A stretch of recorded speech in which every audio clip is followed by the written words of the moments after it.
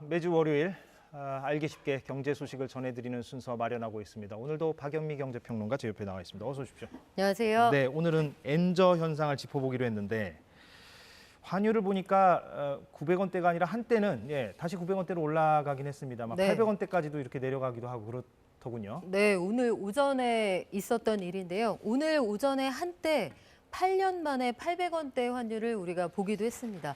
오늘 오전에 잠깐 동안 2015년 수준의 환율을 우리가 확인할 수가 있었는데 897.49원까지 100엔당 환율이 그 수준까지 하락을 했습니다. 이게 어느 정도의 수준이냐? 2015년 6월 수준인데요. 당시에는 아베 정부에서 이른바 그 양적 완화, 헬리콥터 구로다라고 불렸던 당시 중앙은행 총재가 일본 중앙은행 총재가 그냥 엔화를 헬기에서 뿌린다라고 얘기를 했던 일본 중앙은행이 양적 완화를 하던 그 시점이거든요. 그 시점에 준할 정도로 엔화 가치가 떨어졌다. 그런데 그 환율이 오늘 오전장에 잠깐 나타났다. 근데 원화 환율하고 그 엔화 환율은 원엔은 직접 거래하는 시장이 없습니다. 그래서 원달러하고 엔달러를 각각 거래하는 시장에서 그 환율을 계산을 한 다음에 원하고 엔을 그렇다면 요 비율로 계산했을 때 얼마구나. 그래서 원엔은 재정 환율 이렇게 부릅니다. 아, 그렇습니까? 네. 예.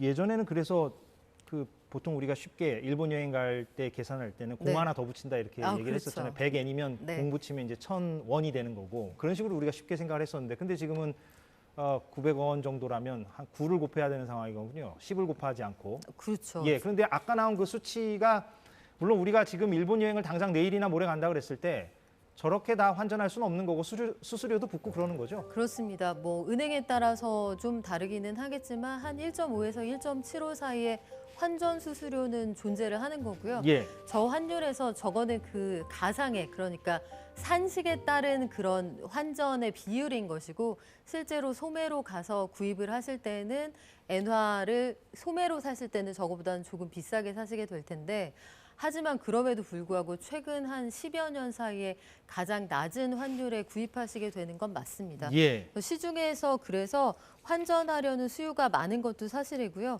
5월 달 한 달 동안에 실제로 엔화 환전액도 301억 6,700만 엔. 이게 우리 돈으로 따지면 한 2,700억 원 정도 되는 돈이거든요. 예. 4월하고 비교하면 한 30% 이상 늘어난 금액이니까 사람들이 쌀 때 바꿔두자.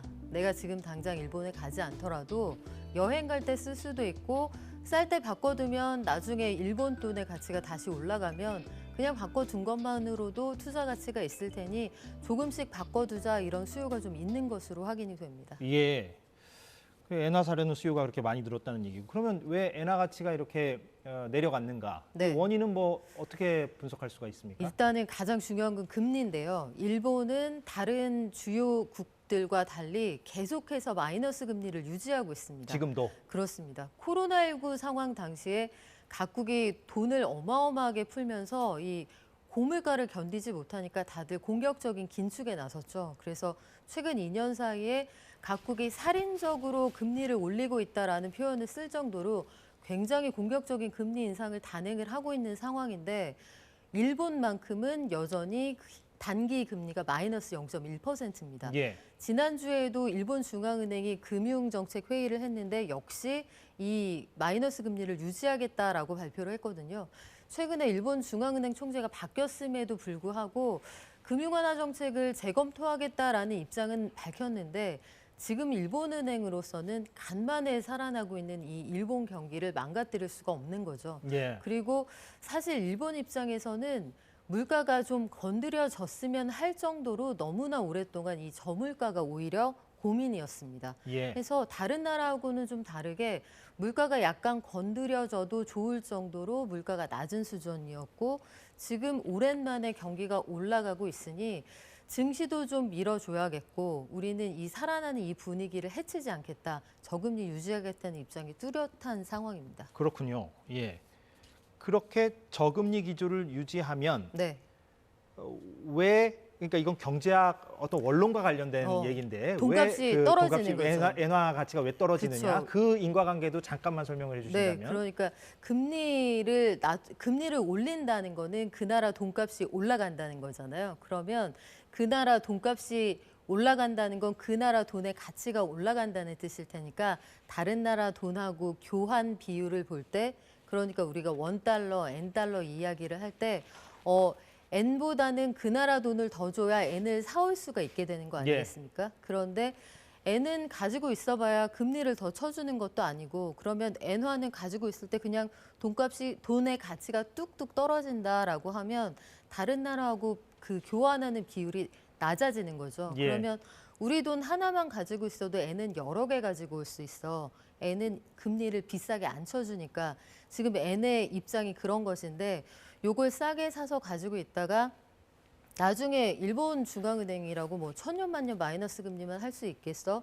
조금이라도 정상화하면 그거 자체로 엔화의 가치가 올라가면 우리가 요 교환 비율이 조금만 올라가도 가치가 올라가면은 여기서 재테크가 되겠지 해서 고수요가 있는 거죠. 예. 네. 지금 방금 전 그 재테크 언급을 하셔서 그럼 실제로 그걸 엔테크라고 한다면서요? 요즘 그 엔과 네. 관련된 재테크를 그런 걸 많이들 합니까? 지금 그런 관련 통계 같은 게 있나요? 네, 그런 통계가 좀 잡히는데요. 예. 일단은 상위 4대 은행의 엔화 예금 잔액이 좀 늘었습니다. 그러니까 일본 돈으로 저금하려는 분들이 늘었다는 뜻인데 아, 예. 실제로 이게 6월 15일 기준으로 보면 8,109억 7,400만 엔 이렇게 지금 통화량이 이제 집계가 되는데요. 예. 우리 돈으로 따지면 이게 7조 원이 넘는 금액입니다. 7조 3,440억 원 정도 되는 그런 돈이거든요. 지금 그래픽으로 보여드리는 건 저 단위가 N이기 때문에 8,110억 N입니다. 그래서 우리 돈으로 하면 7조 원이 넘는 아, 금액이고요. 조 단위가 되는군요. 네, 작년하고 비교를 해보면 작년 6월 15일 기준으로 엔화 예금이 5조 원을 약간 넘는 금액이었으니까 1년 사이에 엔화 예금을 원하는 사람들이 2조 원 이상 돈을 더 부었다. 그러니까 엔화 예금이 굉장히 유망하다고 보는 사람이 그만큼 늘었다는 뜻이고 뿐만 아니라 한 달 전하고만 비교를 해도 지금 1조 원 정도 늘었으니까요. 예. 엔저에 투자하는 사람이 늘어나고 있다. 이 확인이 됩니다. 예, 전원 통계로 엔테크 현상을 어느 정도 설명할 수 있다. 네. 예, 그런 말씀이고. 근데 이제 여행 얘기를 해보면 네. 그럼 이렇게 엔화가 싸지면 한국에서 일본으로 가려는 사람들은 더 많아질 것 같고 네. 거꾸로 이제 일본인들 입장에서는 외국 나가기가 조금 부담스러울 것 같기도 하고 그렇죠. 뭐 어떻습니까? 이것도 좀 통계가 있고 현상이 있나요? 네, 통계로 한번 살펴볼까요? 예. 올해 1월부터 4월 사이에 그 일본을 찾은 한국인이 206만 7,700명에 달하는 것으로 집계가 됐습니다. 반면에 한국을 찾은 일본 사람들은 48만 1,920명. 예.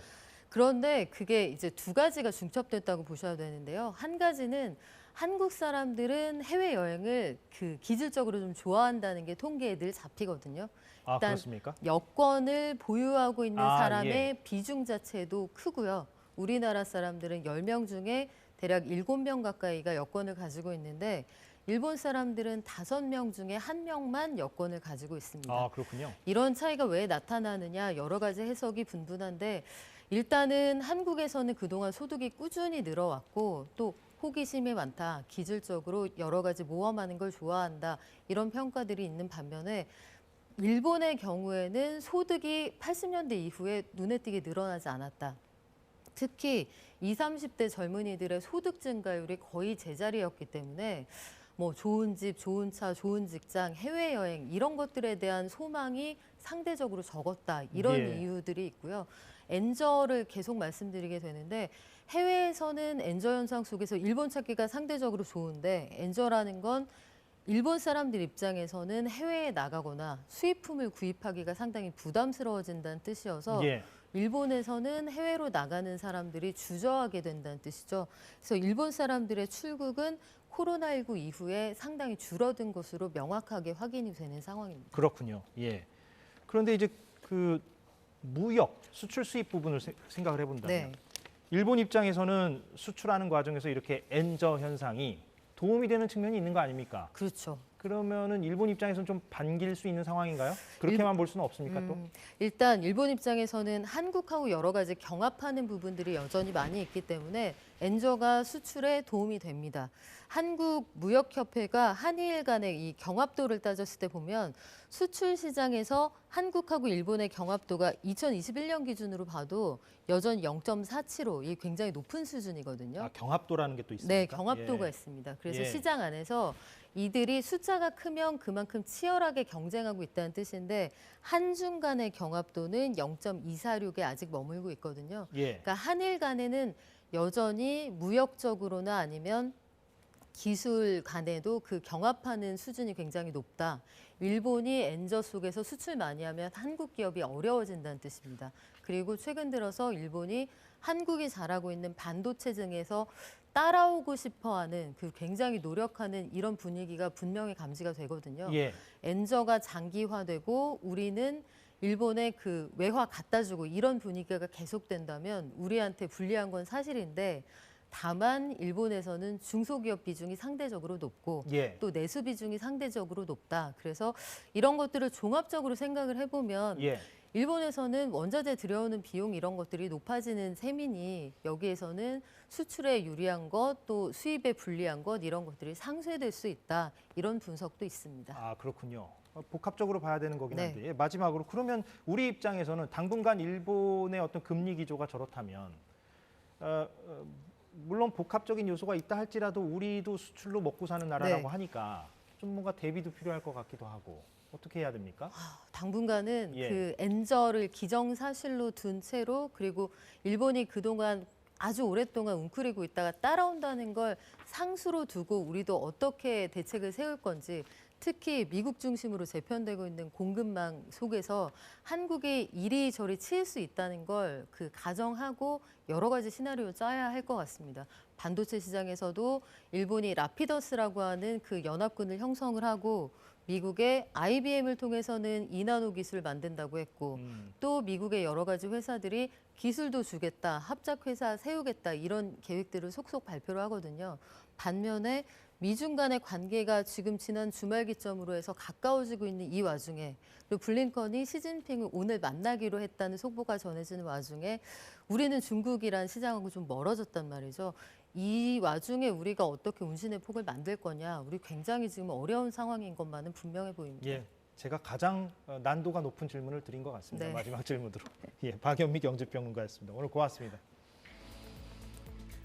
네, 오늘 사사건건 여기까지 하겠습니다. 내일 오후 4시에 돌아오겠습니다. 고맙습니다.